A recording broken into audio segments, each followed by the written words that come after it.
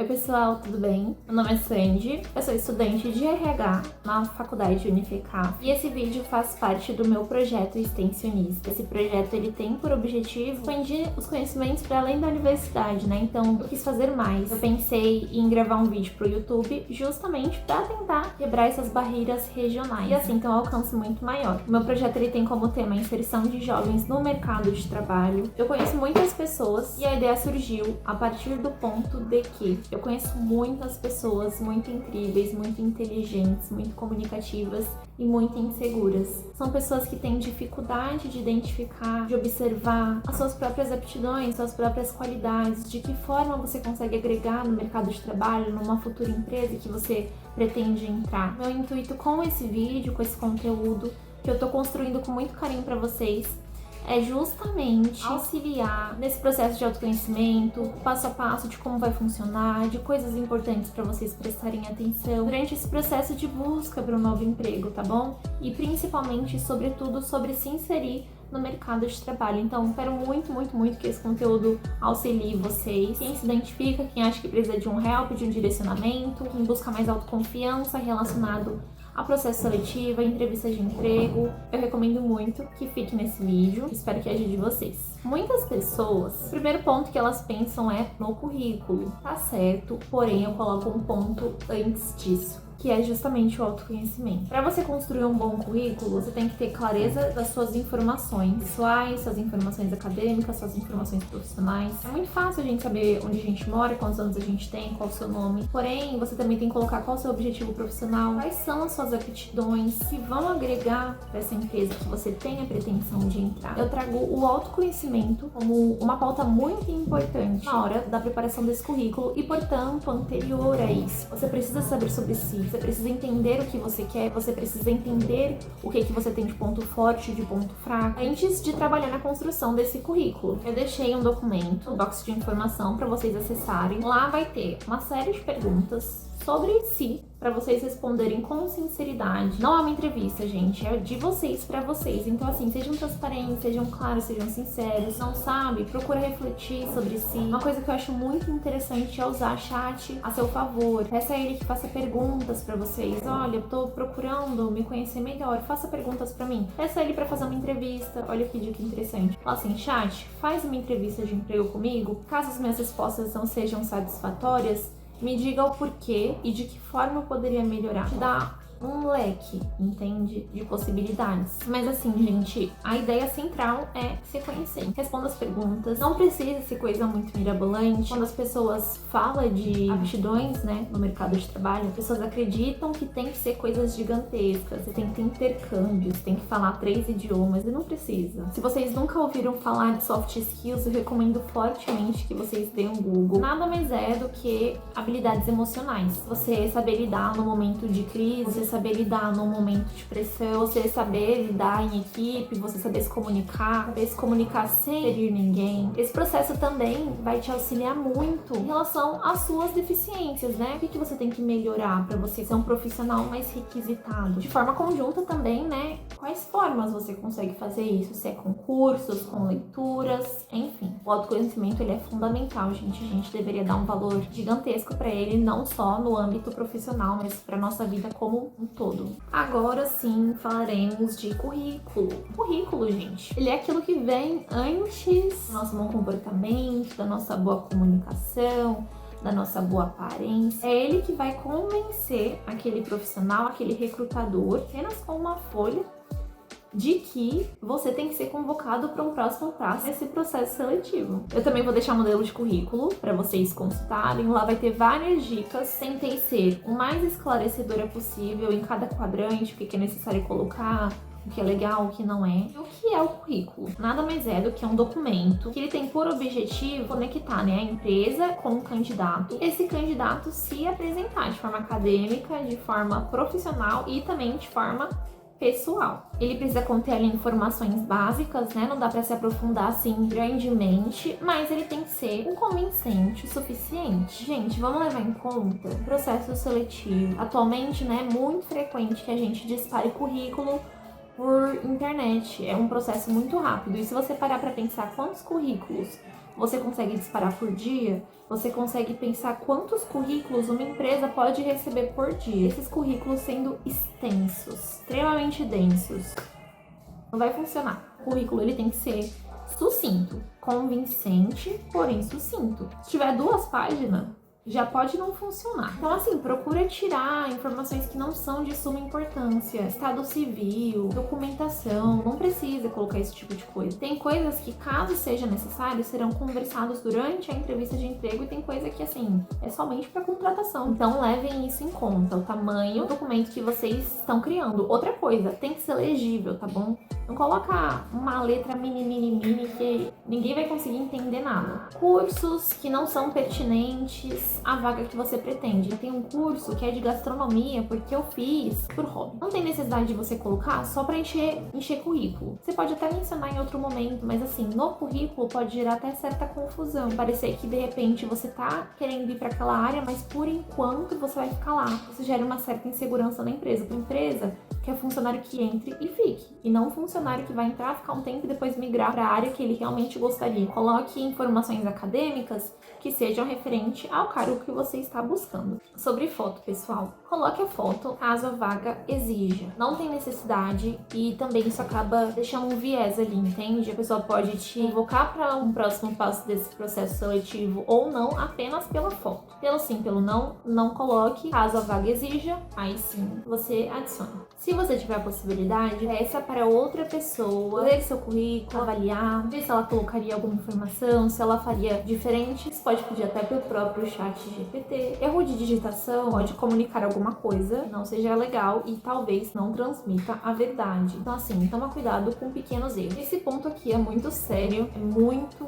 comum e é muito errado. Pessoal, questão de ética. Não mente em currículo. Você pode se enrolar no ato da entrevista. Isso pode te prejudicar futuramente. Pode ser que na entrevista dê tudo certo, você passe. Futuramente você se enrolar, se embananar, você vai perder credibilidade por algo que não tem necessidade. O passo anterior de autoconhecimento, ele vai te auxiliar justamente nesse ponto. Você entender o que é bom em você e evidenciar isso no momento da entrevista, o que é ruim em você e camuflar. Pensa que o que começa errado tem tendência de terminar errado. Ponto forte não é só sobre ter 77 certificados no seu currículo. Vamos conversar sobre isso? As pessoas pensam que ter um currículo forte, ter um currículo bom, é você ter muita informação, o acadêmico muito desenvolvido. E, gente, é ótimo, isso é excelente, isso te coloca à frente. Muita gente, tem gente que tem oportunidade. Se você tem, faça. Mas caso você não seja desse time, caso seu currículo não seja o mais forte academicamente possível, você precisa reconhecer a força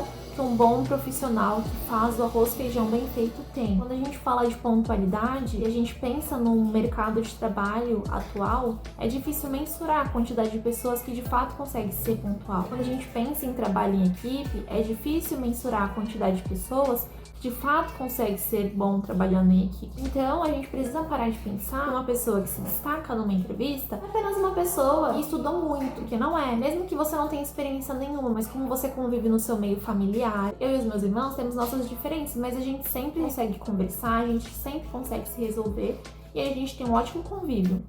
Não é o que você fala, é como você fala. Você evidencia o ponto forte. Não, eventualmente a gente tem. Eventualmente. No final, a gente sempre consegue conversar, a gente consegue se resolver. Eu sou uma pessoa muito comunicativa e eu acho que conversar é sempre a melhor forma de resolver nossos conflitos. Leve em conta que um bom currículo, ele tem que ser claro, ele tem que ser organizado, ele tem que ser objetivo. Destaca as coisas que vai agregar, que serão pertinentes à vaga, você precisa. É importante separar por tópicos para que fique organizado, para que fique uma coisa visualmente equilibrada. Não coloquem e-mail tarraxinha 2915, gatinha 123. Não coloque esse tipo de e-mail, tá bom, gente? Construa um e-mail profissional, levando em conta que você fez um bom currículo, a empresa te selecionou e agora você avançou para o processo seletivo. E agora? Antes de me aprofundar sobre, eu quero deixar claro que tem N formas que a empresa pode desenvolver seu processo seletivo, né? Então pode ser que você vai direto para a entrevista, pode ser que não, pode ser que tenha o fit cultural, ver, né, compatibilidade da empresa com esse colaborador. Pode ser que você tenha que fazer uma prova online ou presencial antes de avançar para uma entrevista de emprego. Entrevista também não é um padrão, né? Você pode fazer entrevista sozinho, pode fazer entrevista em grupo. Não existe padrão de entrevista, não existe padrão de processo seletivo. Isso é muito importante que vocês entendam. Nervosismo é normal, seja na sua primeira entrevista, seja na sua 20ª entrevista. Você vai se sentir assim, mas as outras pessoas também vão se sentir assim. Tá tudo bem, não fica pilhando nisso e é natural, tá bom? Faz parte do processo. Dito isso, vamos falar sobre itens importantes na entrevista de emprego. Pontualidade. Olhei no Google Maps. O trajeto está contabilizando 1 hora. Pode ser que aconteça algum acidente, pode ser que o ônibus quebre. A primeira impressão é a que fica. A entrevista ela não vai se repetir. Então você tem essa oportunidade para você mostrar merecimento, para você mostrar diferencial. Se você está observando que o trajeto vai demorar 1 hora, saia pelo menos com 1h30 de antecedência de casa. Você está se certificando de que caso aconteça alguma coisa, você vai chegar a tempo. A vestimenta. Não precisa ser nada muito elaborado, muito chique, granfino, não tem necessidade. Mas é importante que você esteja arrumado, você esteja com uma boa aparência, que você esteja alinhado. Faça a roupa antes, não vai sair de casa tudo amarrotado, maquiagem. Você não tá fazendo uma maquiagem pra noite, pra sair. Você quer colocar um brinco? Coloca um brinco mais delicado. Não precisa colocar o seu maior brinco que você tem de festa. Não esteja exagerado. E aí, tópicos comportamentais. Não sente todo assim, sabe, muito espalhafatoso. Não é legal. Celular. Evite ficar mexendo no celular. É uma entrevista em grupo e tá falando com outro participante. Tudo bem que não é sua vez, mas não é de bom tom. Demonstra desinteresse. Evite gírias, vício de linguagem. Então, porque quando evite gerúndio. Eu vou estar falando, eu vou estar fazendo. Escuta ativa. Isso é tão importante quanto se comunicar bem. É feio quem fica cortando as pessoas. Preste atenção no que ele falou. Então, ele fez uma pergunta X e você respondeu com uma coisa completamente diferente, desconexa. É falta de atenção. O entrevistador, quando ele nos avalia, ele avalia 360, ele vai colocar aquele colaborador para dentro da empresa. Então, o máximo de detalhes que você puder prestar atenção vai te auxiliar muito durante esse processo. Também é muito legal você demonstrar interesse sobre a vaga. Dá uma pesquisada antes, ver como que é a empresa, ver com o que eles trabalham. De repente, você pode até abordar. Eu vi que vocês trabalham com precatório. Vocês trabalham só com isso? Ou vocês também têm outros serviços e produtos que vocês oferecem aqui dentro? Você mencionar aquilo de forma discreta demonstra que você tem interesse, interessando pelo assunto, pela empresa. E também tudo bem fazer perguntas. E isso também agrega na questão do demonstrar interesse, tá? Então faça perguntas, desde que seja uma pergunta pertinente, coerente, faça, porque isso vai demonstrar interesse. Então é isso, pessoal. Eu poderia falar muito mais coisas relacionadas ao tema, mas o grande salto, ele vem com o tempo, ele vem com a repetição, com o preparo. E não desistam dos objetivos de vocês, não importa o quão grande seja. Eu até queria mencionar com vocês uma história de amiga minha. Ela trabalhou novinha, ela era estagiária na época, em um grande banco, mas quando encerrou o contrato dela, ela saiu, não foi efetivada.